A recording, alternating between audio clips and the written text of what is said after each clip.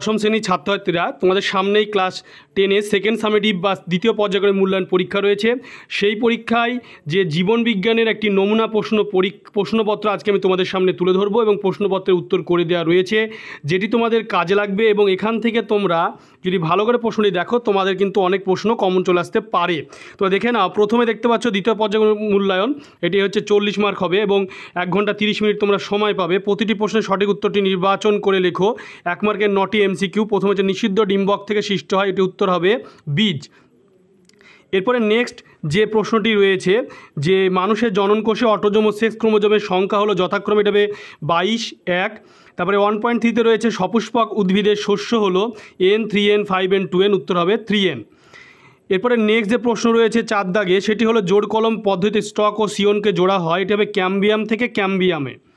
কোন সময়কালকে মানুষের মুখ্য বৃদ্ধিকাল বলে? 4টি অপশান রয়েছে, উত্তরটি হবে বয়ঃসন্ধিকাল।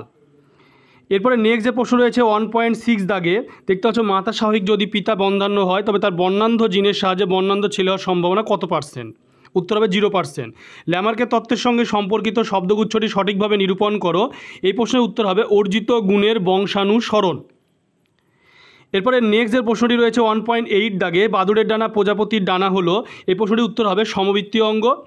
1.9-এ রয়েছে আধুনিক ঘোড়ার আদিমতম পূর্বপুরুষ কী? এই প্রশ্নটির উত্তর হবে ইওহিপ্পাস।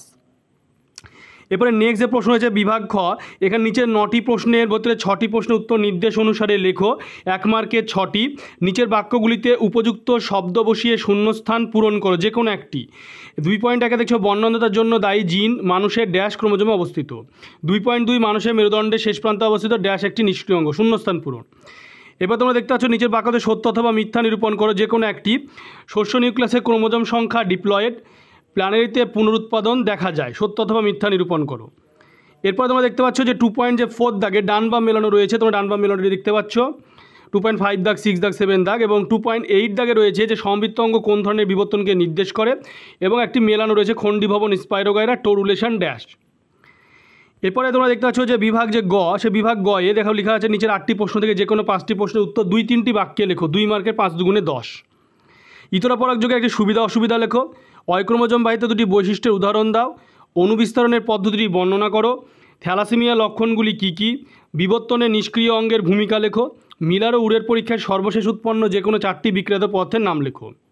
এই প্রশ্ন তোমরা দেখতে পাচ্ছ। এরপরে 7 দাগে যে প্রশ্ন রয়েছে 3.7-এ মেন্ডেলের স্বাধীন সঞ্চরণ সূত্রটি বিবৃত করো। 3.8 অতিরিক্ত লবণ সহনের জন্য সুন্দরী গাছের 2টি অভিযোগগত বৈশিষ্ট্য লেখো। এরপরে বিভাগ যে ঘ, সে বিভাগ ঘয়ে রয়েছে নিচে 3টি প্রশ্ন বা তার বিকল্প উত্তরগুলি লেখো। 5 মার্কে 3×5 15। 4.1 উদ্ভিদের 3 প্রকার প্রাকৃতিক অঙ্গজনন পদ্ধতির উদাহরণসহ বর্ণনা করো। ফার্নের অনুক্রম রেখাচিত্রের সাহায্যে দেখাও, অথবা সপুষ্পক উদ্ভিদের নিষেক পদ্ধতি চিত্রসহ বর্ণনা করো। এরপরে আছে 4.2 মেন্ডেলের দ্বিসংকোচনন পরীক্ষাটি লেখো এবং পরীক্ষাটি থেকে প্রাপ্ত সিদ্ধান্তটি লেখো, অথবা থ্যালাসেমিয়া রোগের 3টি লক্ষণ উল্লেখ করো। আমাদের সমাজ থেকে থ্যালাসেমিয়া দূর করার জন্য জেনেটিক কাউন্সেলিং একটি প্রয়োজনীয় পদক্ষেপ। এই ক্ষেত্রে জেনেটিক কাউন্সেলিংয়ের সময় তুমি কোন কোন বিষয়ে আলোকপাত করবে? এরপরে রয়েছে 4.3 দাগ, সে 4.3 দাগে দেখতে পাচ্ছ বিভাগ গ, জৈব শক্তির অঙ্গ সংস্থানগত প্রমাণ হিসেবে মেরুদণ্ডী প্রাণীগোষ্ঠীর হৃৎপিণ্ডের মৌলিক গঠন চিত্রসহ আলোচনা করো। অথবা মৌমাছিরা কীভাবে আচরণগত অভিযোজনের দ্বারা পরিবেশে বেঁচে থাকে। জলক্ষয় সহনের জন্য উটের অভিযোজনগত বৈশিষ্ট্যগুলি সম্পর্কে তোমার মতামত জানাও। তোমরা ভিডিওটি বেশি করে শেয়ার করবে এবং চ্যানেলটিকে অবশ্যই সাবস্ক্রাইব করে সাবস্ক্রাইবের পাশে বেল আইকনটি তোমরা প্রেস করবে, যাতে পরবর্তী ভিডিওর নোটিফিকেশান তোমাদের কাছে পৌঁছে যায়, এবং লাইক ও কমেন্ট করবে।